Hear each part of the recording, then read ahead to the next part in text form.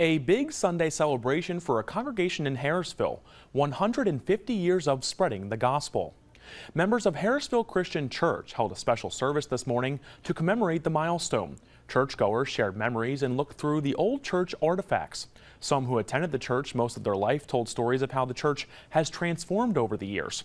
The church's pastor says it has become a generational venue for many families who worship here in the area.